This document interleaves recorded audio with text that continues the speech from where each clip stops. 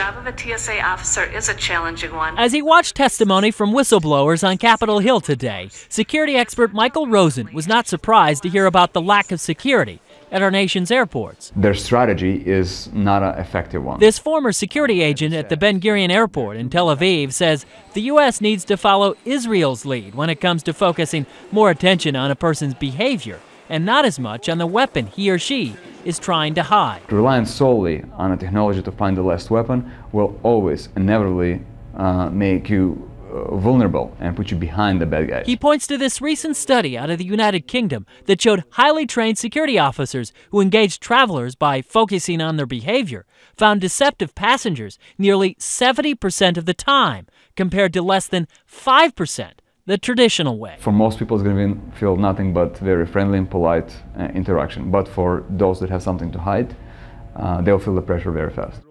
Today in Washington, Rebecca Roaring, the Assistant Federal Security Director for the Minneapolis-St. Paul International Airport, told lawmakers there is a lack of realistic training for TSA agents.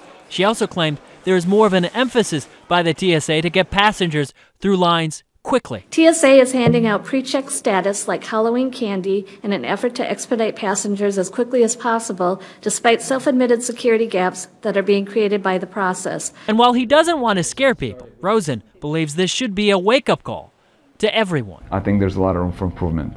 Yeah, and that recent report also claimed airport security, while generally effective at screening employees, failed to identify dozens of workers with potential links to terrorism.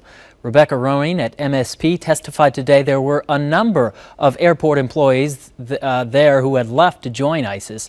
The TSA says it has implemented changes in the wake of criticism, but officials, including whistleblowers, referenced a lack of funding for the TSA as a barrier.